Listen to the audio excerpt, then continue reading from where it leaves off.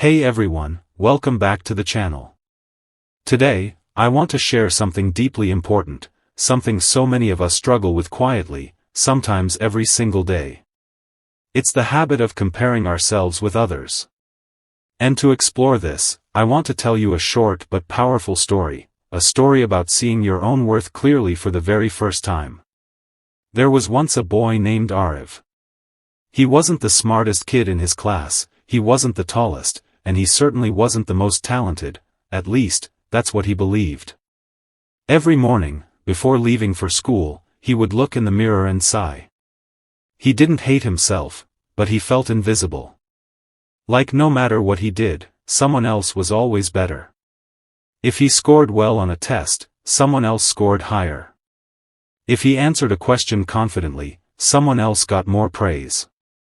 If he tried to run faster in sports, someone else always beat him to the finish line.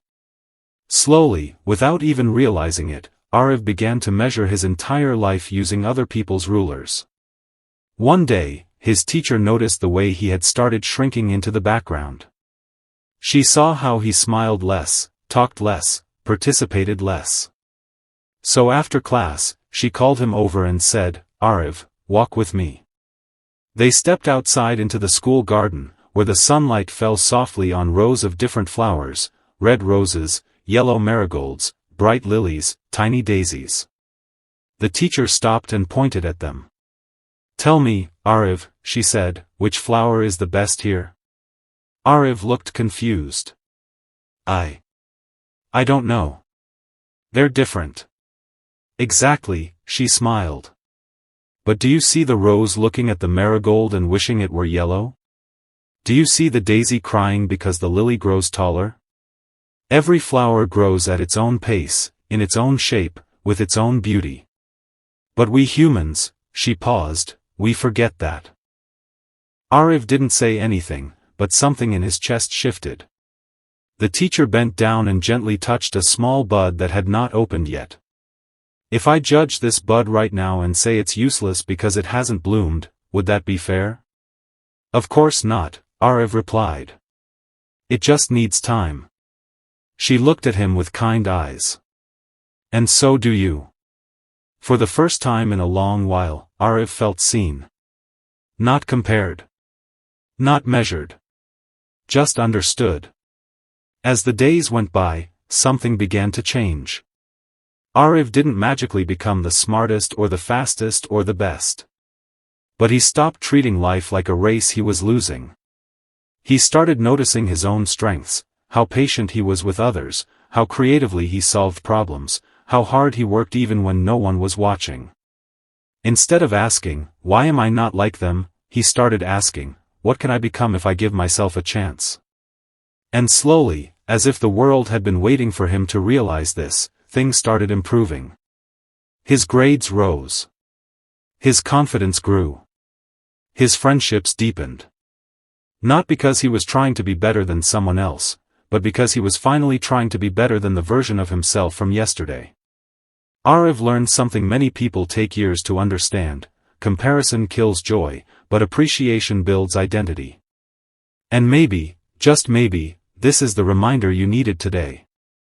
You're not supposed to look like anyone else's journey. You're supposed to bloom in your own time. And from that moment in the garden, Arav began to quietly rebuild the way he saw himself.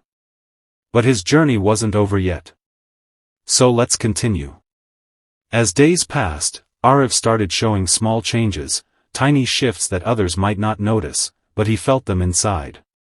He would catch himself comparing, but instead of sinking into frustration, he paused and reminded himself of the flowers in the garden.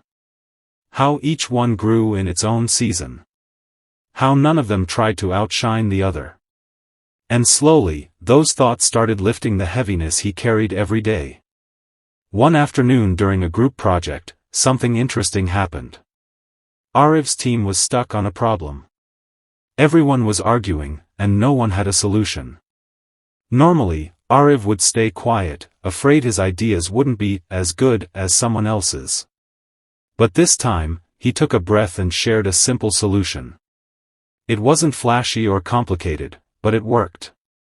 His teammates looked at him with surprise and appreciation, and for the first time, he felt like his voice mattered. Later, he realized something beautiful: when you stop competing with everyone, you finally discover what you can offer.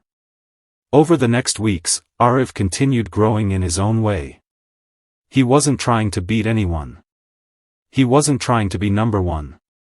He was just trying to be a bit better than yesterday. And that was enough.